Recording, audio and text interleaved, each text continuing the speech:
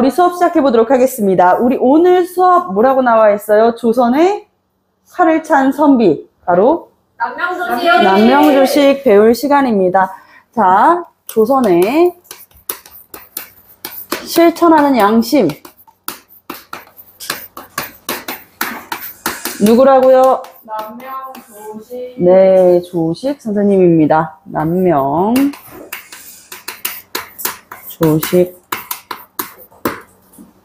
오늘은 우리 이 경상좌도 태계 이황과 그리고 경상우도 학파의 이 조식 선생님을 알아보도록 할 건데요.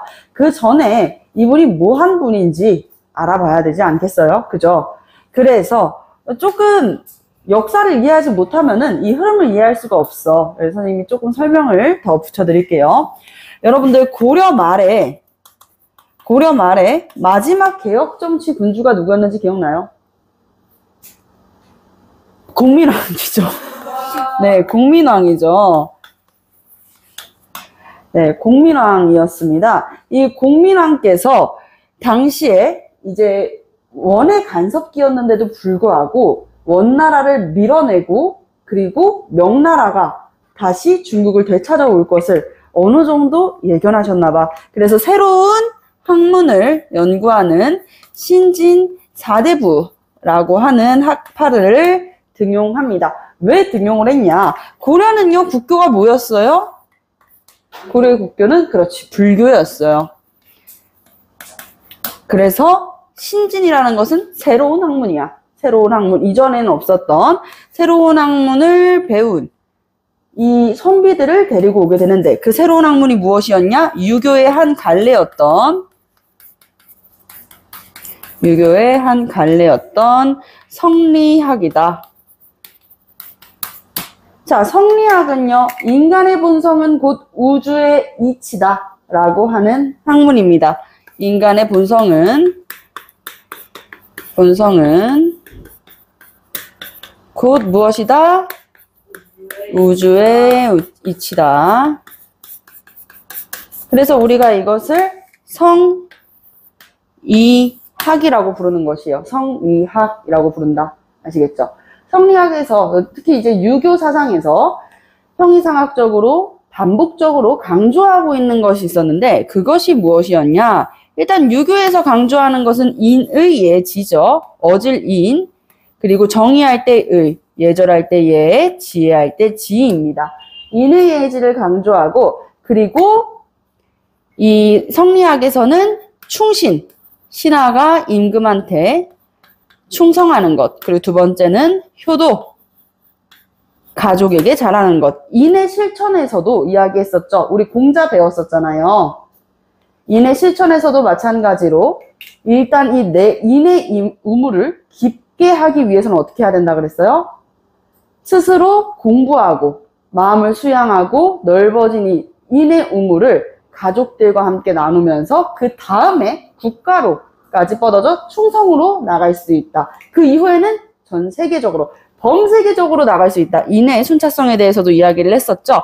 그래서 인의 예지 기억해 주시면 되고, 세 번째는요, 가부장사회였기 때문에 연려. 이제 여자는 집안의 남자에게 잘하는 연려 사상까지 이야기를 했습니다. 요 세 가지를 기억해 주시면 되겠어요. 자, 그래서 이 신진사대부들이 언제 조금 나눠지게 되는데, 공민왕이 돌아가시고 나서였어요. 공민왕 사후면은 뭐 우왕, 창왕, 공양왕 때란 말이야. 그때는 완전 고려 말이에요. 고려가 만국으로 치닫게 되던 순간들이었었지. 그래서 이 신진사대부들이 공민왕 사후에 역성혁명이라고 하는 이 내용을 두고 의견이 분분하게 나뉘어지게 돼요. 역성혁명. 자, 반대하는 파가 있었고, 그리고 찬성하는 파가 있었습니다. 역성혁명이 뭔지도 뭐 얘기 안 해주고 찬반만 얘기한다면 그거는 여러분들 이해가 잘 되지 않겠죠. 역성혁명이 무엇이냐면요, 이 유교의 선현하면은 딱 떠오르는 사람 3명이 있어요. 공자, 맹자, 그리고 순자. 아주 좋아요. 공자, 맹자, 순자가 있잖아요. 그 중에서 맹자께서 살아생전에 이렇게 말씀하셨다라고 하는 유교에 맹자라고 하는 책이 있어. 사서 중에 하나예요. 여러분들이 알고 있는 뭐 공자는 논어, 그리고 뭐 대학, 뭐 이런 책들이 있잖아요. 유교 경전 중에서도 맹자라고 하는 책이 있는 거지. 아마도 이 맹자의 제자들이 맹자께서 이렇게 말씀하셨다를 이렇게 적어 놓은 것이 아닐까라고 이야기를 합니다. 자, 그래서 맹자의 당벌 중에서 역성혁명이라는 이야기가 나옵니다. 역성혁명은, 자, 여러분들, 유교가 무슨 통치를 강조하는 거예요? 아주 좋아요. 도덕적 통치예요. 도덕적 통치를 강조하는 거야. 근데 이 도덕적 통치라는 거 누가 하는 거야? 임금이 하는 거야. 그치? 임금이 하는 게 도덕적 통치야. 그래서 우리가 이거를 한자 그대로 따가지고요. 왕도 정치라고 부를 거예요. 왕도 정치. 왕도 정치는 왕이 어질게 나라를 이끌어 나가야 돼. 그리고 신하는 왕이 어질게 정치를 이끌어 나갈 수 있게끔 뭐 하는 사람이야? 이끌어주는. 그렇지, 이끌어주는 사람이야. 그래서 신하의 역할도 굉장히 중요해, 얘들아. 그래서 이 왕도 정치는 곧 정치의 수혜자가 백성이 되어야 된다라고 이야기를 해요. 백성이 되어야 한다. 그래야지 왕도 정치이다라고 이야기를 했던 거야. 그리고 나서 이제 이 왕도 정치에 반대되는 경우가 있을 거 아니야. 그치? 왕도 정치에 완전히 반대되는 경우. 그걸 우리가 뭐라고 부르는 줄 알아요? 패도정치라고 부릅니다. 패도정치. 패도정치는요, 왕이 하고 싶은 대로 다 하는 거야. 근데 잘하면 우리가 뭐라고 안 해요. 잘 못해요. 어떻게 하냐? 하고 싶은 거 다 하면서 결국에는 백성을 이용하는 거야. 백성을 정치를 위한 수단으로 사용한다. 정치 혹은 국가가 운영되기 위한 수단으로 사용하는 것이에요. 정치를 위한 수단으로 사용한다. 그러면 유교에서 가장 하면 안 된다고 이야기하는 게 패도정치 아닐까, 얘들아? 그러면 패도정치를 일삼아서 백성을 계속 힘들게 하는 군주가 있다면 이 군주를 우리가 어떻게 해야 되겠어요? 그렇죠. 끌어내야죠. 그게 가능하다라고 이야기했었던 게 바로 역성혁명인 거야. 너무 군주가 가혹한 통치로 사람들을 너무 힘들게 하고 백성을 수탈하고 백성을 배고라하게 한다면 어떻게 해도 됐다? 이 군주를 끌어내리고 이 나라를 아예 그냥 뿌리채 새로운 나라로 백성이 편할 수 있는 나라로 만들어야 된다라고 이야기를 했었던 거야. 거기에 찬대가 뭐예요? 찬성했던 사람들이 있었고 반대했었던 사람들이 있었다. 찬성했던 사람들은요, 우리가 급진파 신진사대부라고 합니다. 급진파 신진사대부라고 한다. 근데 이게 여러분들 학교마다 조금씩 다른 게요. 선생님 때까지만 해도요. 이 급진파를 혁명파라고 배웠어요. 혁명파 신진사대부. 그리고 온건하게 야 너네들 진정해. 아 그래 지금 화산한 건 알겠어. 지금 전반적으로 고려 말 공민왕 이후에 매우 혼란하는 혼란기니까 너네들이 그럴 수 있지. 하지만 너네들 잊지마. 뭘 잊지마? 여러분들은 고려의 신하야. 고려의 신하인데 어떻게 나라를 버린다니 왕을 끌어내린다니 그런 무서운 말을 할 수가 있는 거야. 그러면 안 돼. 라고 이야기를 했었던 것이죠. 그런 사람들이 이제 온건파 신진사대부가 되겠습니다. 온건파 신진사대부. 요렇게 나뉘어지게 됐다. 자, 요거 쓰셨다면은 선생님이 깨끗하게 지우고 필기 열심히 하고 계시죠. 자, 깨끗하게 지우고 같이 한번 가보도록 하겠습니다. 이 급진파 신진사대부의 대표적인 인물이 있어요. 대표적인 인물이 누구였을까요? 아이고 괜찮으세요? 네, 누구였을까요? 바로 그렇죠. 정도전입니다. 정도전. 이런 인물들이 대표적이었고, 그리고 반대로 이 고려의 신하로 끝까지 남고자 했던 사람은 누구일까요? 정몽주. 그렇지. 아주 좋아요. 정몽주. 이 정도전이 나중에는 고려 말기에 신흥 무인 세력이었었던 이 이성계와 함께 힘을 합쳐가지고 조선이라는 나라를 건국하게 됩니다. 조선 건국 1391년 조선을 건국하게 된다. 조선 건국. 자, 이렇게 조선을 건국하게 되면서 나라를 세우는데 크게 공훈을 쌓은 신하들을 우리가 개국공신이라고 불러요. 개국공신. 이런 정도전 같은 세력들을 우리가 개국공신이라고 불렀었다. 그런데 한편, 이거 실수했네요. 1391년이 아니라 2년입니다. 2년에는 과정법이 실시됐었죠. 고려 말 공양왕식이었어요. 죄송합니다.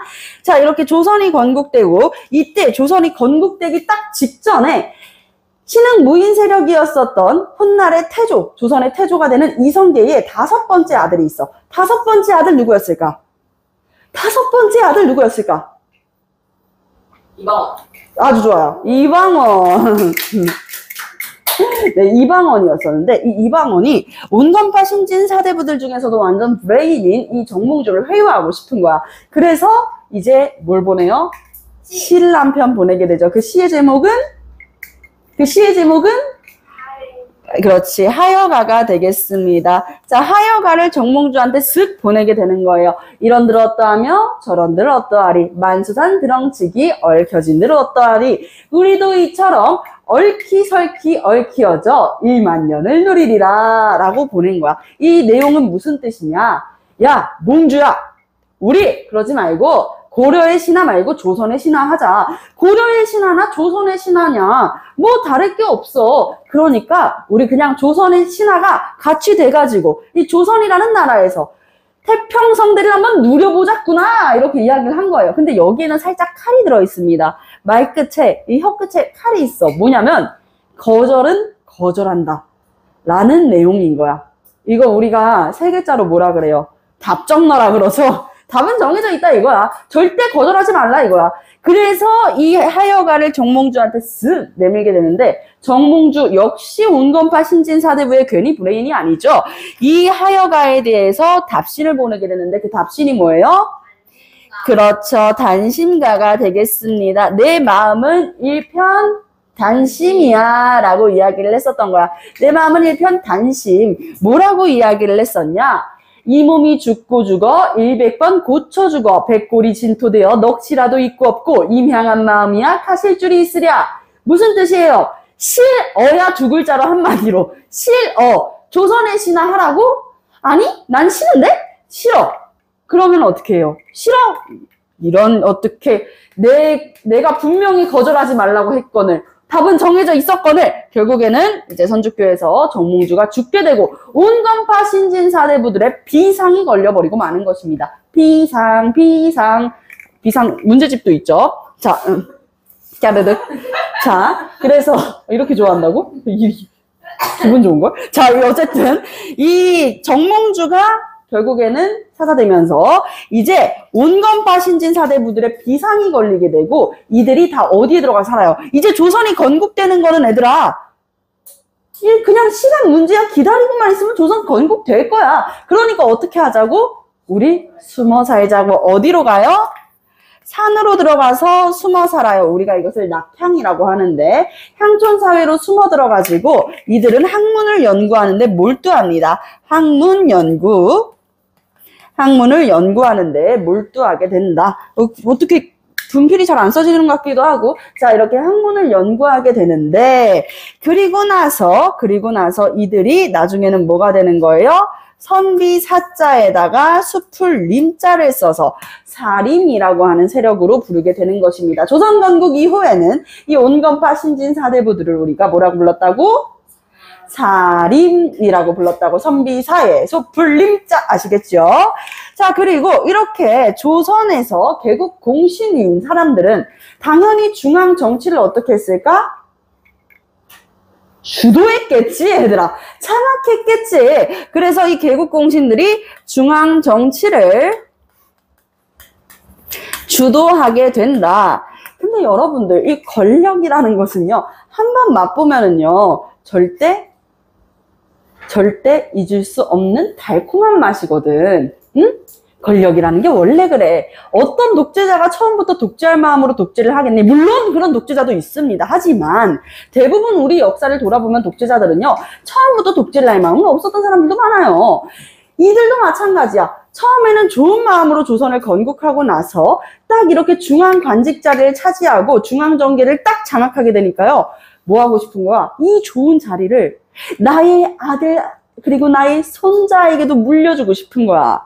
그래서 이들이 어떻게 세력을 키우게 되냐? 왕실과 외척 관계를 맺으면서, 외가 친척의 줄임말이죠. 외척 관계를 맺으면서 권력의 기반을 다집니다.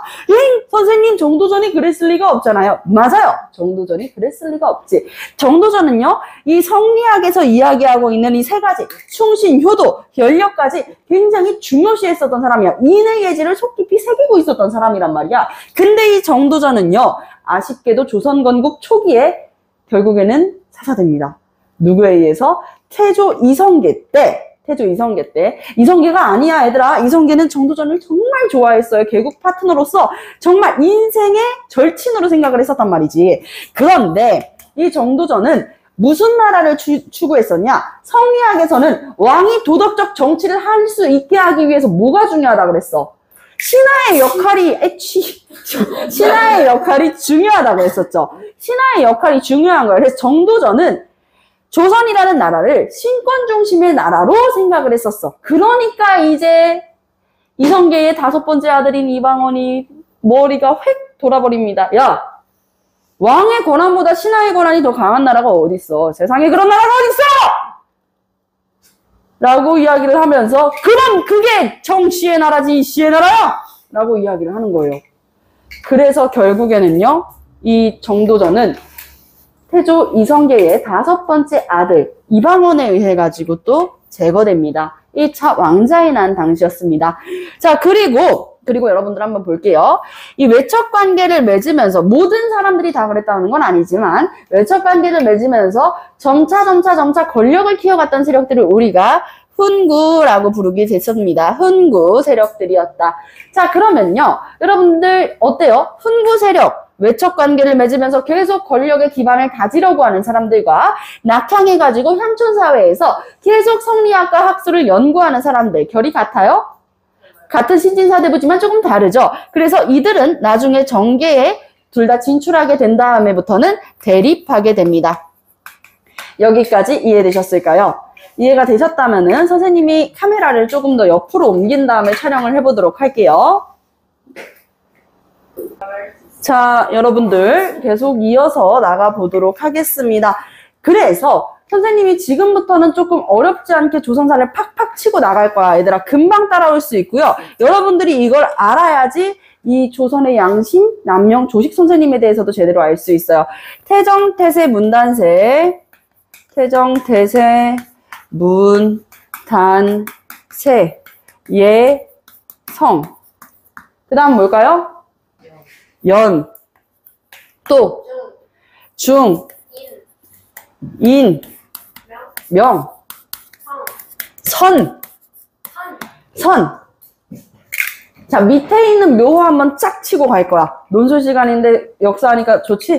자, 태, 조. 그리고 이 밑으로는 다 종자의 묘호가 붙습니다. 선생님, 근데 왜 태조는 태조예요? 나라를 건국한 대단한 사람들한테는요, 조자라고 하는 묘호가 붙는 거야. 조랑 종의 묘호가 다 똑같지가 않아요. 조자가 더 약간 좀 위로 격상시키는 느낌인 거지. 이해되세요? 그래서 나라를 건국한 대단한 사람, 혹은 나라가 망할 법한 엄청난 위기에서 나라를 구제해주는 왕들한테도 마찬가지로 조자라는 묘호가 붙게 될 것입니다. 자, 세종대왕도 종이죠. 여러분들 세종대왕의 국어 시간에 다 배웠을 텐데 한글 창제의 원리, 훈민정음 창제의 원리 배우지 않았어요? 네, 배웠죠. 여기에서 이제 우리 세종대왕의 애민정신을 너무나도 느낄 수 있는데 그마저도 종이라는 묘호야. 그리고 나서 그의 아들 문종, 그리고 문종의 아들 어린 단종, 그리고 나서 이 인물이 굉장히, 뭐야? 갑자기 내정지가 오죠? 7번째 왕인 이 세조부터는요, 이게 뭐야? 라는 생각이 살짝 들어요. 왜냐면 이 사람도 결국엔 종자면은 세종이 조선왕조의 2명이야. 아니 얘들아, 아무리 세종대왕께서 대단하시다 그래도 예토전생을 할 수 있는 것도 아니고 이게 어떻게 된 일이냐고. 그치? 그러니까 우리가 뭘 생각할 수가 있어? 아, 이 사람은 묘호가 뭐일 것이다? 그렇지. 조일 것이다. 왜 조가 되는지는 이따 말씀드리도록 할게요. 자, 그리고 다시 또 야, 연종. 조선왕조 중에서 연종이 있나요? 연종 들어본 적 있나요? 안 들어봤어요. 맞아요. 이 인물은 누구라고요? 네, 연산군이 되겠습니다. 선생님, 묘호는 조자 아니면 종자라면서 군이 갑자기 왜 나와요? 군대 갔나요? 예비군인가요? 아니죠. 야르르. 이런 건도 안 웃어주네요. 진짜 잔인하다. 잔인해. 고마워요. 고마워요. 자, 이 군이라는 묘호는 왕자예요, 왕자. 왕자의 직위를 뜻하는 게 군이야. 알겠지? 독림대군, 영창대군 이런 것처럼 이렇게 군자로 끝나는 것은 왕자의 직위를 뜻한다. 그리고 나서 이 군자가 있으면 여러분들 역사 공부할 때도 이렇게 생각하면 아주 편해. 군자가 있으면은요, 그 다음 왕 때는요, 꼭 뭐가 있을까? 반정이라는 말이 붙어요. 왜냐면은 연산군, 이 사람이 왕으로 있을 때 당시에 살아생전이 다 임기 기한이잖아. 근데 그 기간을 다 채우지 못하고 중간에 끌어내려졌으니 당연히 그 다음 사람, 이 성종과 정현왕후 왕 시간의 아들이었었던 중종이 왕위에 오르게 되는 것입니다. 이것도 설명 한번 드릴 것이고. 자, 그리고 누구야? 인조야, 인종이야? 인종. 좋아요. 인종. 여러분들 눈치를 채셔야 됩니다. 왜냐면 인조도 있잖아요, 선생님. 맞아. 인조도 있고 인종도 있어. 헷갈리지 않는 방법은 뭐냐면 임진왜란이 먼저라는 사실이야. 임진왜란이 먼저야. 임진왜란 누구 때인데? 조자잖아. 그치? 임진왜란 일어나고 병자호란 일어나는 거야. 그치? 임진왜란 일어나고 정묘호란 병자호란 일어나니까 그때가 이제 우리가 알고 있는 인조. 산전도의 굴욕. 305 고두례. 맞잖아요. 그쵸? 그래서 선조 다음 광해군 다음에 인조다. 이렇게 알아봐 주시면 되겠습니다. 자, 그리고 명 누구예요? 그렇지, 명종. 명산군 아니고요. 명종이 되겠습니다. 이렇게 한번 딱 치고 바로 앞으로 이렇게 해가지고 설명드릴 건데요. 자, 여기가 포인트예요. 봐봐. 세종의 아들이었었던 문종께서는요, 어릴 때부터 굉장히 박식하고 특히나 이 일기예보, 기후에 굉장히 관심이 많으셨어요. 아마 오늘날 다시 이제 이 한국에서 태어났다면, 대한민국에서 태어났다면 우리 문종께서는 아마 기상청에서 일을 하지 않으셨을까 싶을 정도로, 그래서 실제로 세종대왕 제2기에 이 문종께서 만들었던 게 무엇이었냐면 츠국이었어요. 츠국이가 뭐예요? 다행이야. B까지 나왔으면 다행이야. 왜냐면 선생님이 최근에 누군지 얘기하지 않겠지만 망포중학교의 모 학생이 츠국이 문제를 풀었는데 츠국이에다가 그거 물식이에요 라고 이야기를 해가지고 모든 친구들의 이 놀라움을 샀던 친구가 있어요. 물시계가 아니라 강우량을 파악하기 위해서 있었던 게 바로 츠국이었었죠. 측정하다는 거야. 뭐를? 비를. 그걸 누가 만들었다? 문종께서 만들었어. 근데 그 시기가 세종 때였기 때문에 세종이 업적에 들어가는 것이지. 그 정도로 똑똑하고 박식한 사람이었는데 세종께서도 몸이 많이 안 좋으셨잖아요. 문종도 마찬가지였습니다. 문종은요, 어린 아들을 하나 두고 있었어요. 그래서 이 어린 아들이, 자신의 아들이 이제 왕위를 차지할 거 아니야. 걱정이 되는 거야. 내 이 어린 아들을 두고 내가 세상을 떠나야 되는데 이게 마음이 쉽게 내키지가 않은 거지. 그래서 누구한테 도움을 청할까? 자신의 동생한테 도움을 청합니다. 동생, 아우야, 내가 정말 다른 건 다 걱정이 안 되는데 내 어린 아들 단종만 남겨놓고 세상을 떠나자니 너무 걱정이 된다. 내 어린 아들이 부디 좋은 정치를 할 수 있도록, 그리고 너무 이 신하들의 입김에 이렇게 갈대처럼 움직이지 않도록 아우야, 네가 좀 도와주지 않겠니? 아우야, 내가 믿을 건 너밖에 없구나. 형! 나만 믿어. 나 누구야? 누구긴 누구야? 수양대군이야. 자, 이 수양대군은요, 결국에는 문종이 세상을 떠나고 단종이 즉위하게 되자 얼마 되지 않아서 자신의 조카였던 어린 단종을 죽이고 어린 단종을 유배벌해버리고 어린 단종을 축출해내고 실권을 장악하게 됩니다. 그게 바로 수양대군 세조예요. 세조. 이 세조의 이 직위를 도왔었던 세력들이 다름 아닌 훈구 세력들입니다. 외척 관계를 통해 가지고 실권을 크게 장악했었던 세력들. 대표적인 인물로는요, 한명회라는 인물이 있습니다. 오늘날의 압구정을 만든 사람이에요. 자, 그래서 이 훈구 세력들이 세조의 직위를 돕고 이 어린 단종을 죽이고 실권을 장악한 것을 네 글자로 우리가 계유정난이라고 부르게 되었습니다. 계유정난 따라해볼까요? 계유정난. 아주 좋습니다. 여러분들의 목소리 소중하게 선생님이 한 점씩 녹음해 가겠습니다. 자, 이 계유정난은요, 계유년에 나라가 매우 혼란했다는 거야. 이 단종 때 나라가 아니었대. 너무 혼란했대. 그래서 그 혼란을 발을 정자예요.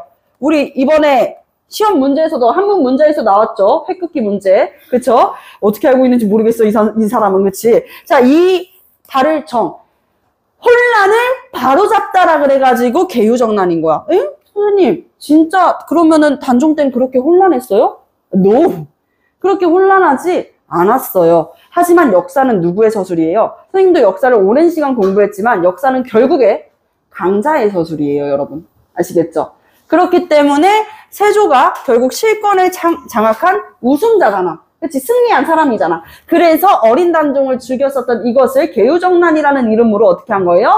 타당성을 부여한 것이다 라고 볼 수가 있는 것이겠습니다. 자, 그랬는데 이때 이 성종은요, 이 훈구 세력들이 완전 정계를 장악하다시피 하니까 왕이 더 높은지 신하가 더 높은지 얘네들 목소리가 너무 크고 하니까 우리 성종께서는 또 이 일평생의 롤 모델이 이렇게 얘기하면 애들이 뭐라고요? 이런데 롤 모델이 누구였냐면 바로 세종대왕이었어요. 세종대왕처럼 애민정신을 가지고 그리고 이 왕도 정치를 추구하는 게 일평생의 꿈이었었단 말이야. 그렇기 때문에 이 성종께서는 어떻게 하는 거야? 이 훈구 세력을 견제할 수 있게 하기 위해서 사림, 숲에 들어가서 살고 있는 이 사림 세력들을 어떻게 하게 돼요? 데리고 오게 되는 것이지. 그래서 이 사림이 정계에 진출하게 되는 것입니다. 여기 옆에 여러분들 선생님이 사림 밑에다가 썼잖아요. 여기다가 한번 써볼게요.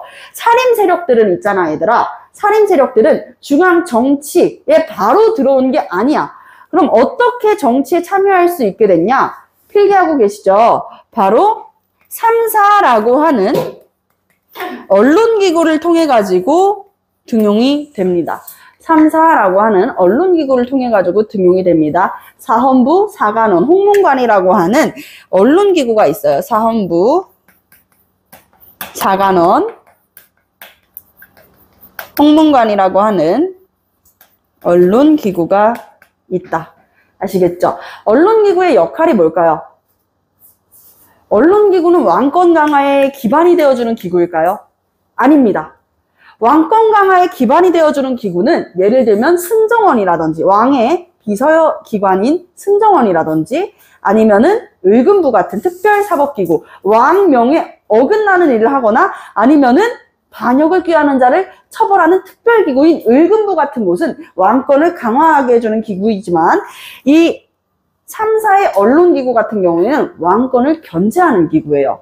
이해되시죠? 왕권을 견제해주기 위한 기구. 우리의 언론의 본 기능을, 순 기능을 한번 생각을 해보자고. 만약에 우리나라 정치가 진짜 폐단의 길로 물들었을 때, 그때 이제 언론사에서 제일 먼저 그 비리를 파헤치고 문제점을 어떻게 해요? 강력하게 신문이나 뉴스를 통해 가지고 보도하죠. 그 역할을 한번 생각해 보자는 거야. 자, 그래서 이 언론기구 3사에다가 살인 세력들이 등용이 되면서 이제 본격적으로 혼구 세력과 살인 세력이 부딪히게 됩니다. 그게 바로 연산군 때 두 번 사화. 살인 세력이 화를 입었다. 살인 세력이 정계에서 축출됐다. 이렇게 이해를 하면 되겠어요. 중종 때 사화 한 번. 이 사화가 사실 가장 우리 남명조식 선생님이 딱, 나 관리 안 해. 정 뚝 떨어졌었던 사화라고 해요. 자, 그리고 명종 때 사화가 총 2번입니다. 선생님, 저는 이미 배웠는데, 저는 사화 4번인 줄 알고 있었는데요. 교과서에는 4개의 사화만 배워요. 맞아요. 4개의 사화만 배우지만 실질적으로는 이후에 더 사화가 있었다라는 내용이에요. 그 내용으로 같이 한번 들어가 보겠습니다. 연산군 때 있었던 사화가 이제 무오사화라 그래서 당시 살림 세력이었었던 김종직이라는 사람이 있어요. 이 김종직이 썼던 조의제문 때문에 이제 불거졌었던 문제입니다. 연산군은 마찬가지로 왕에서 끌어내려진 사람이잖아. 그 이유에 대해서도 선생님이 한번 설명을 해드리도록 할게요. 열심히 적어보세요. 여러분들 특히 망포중학교 친구들 어차피 여러분들 9월 첫째 주쯤에서 둘째 주 사이에 이거 학교 선생님한테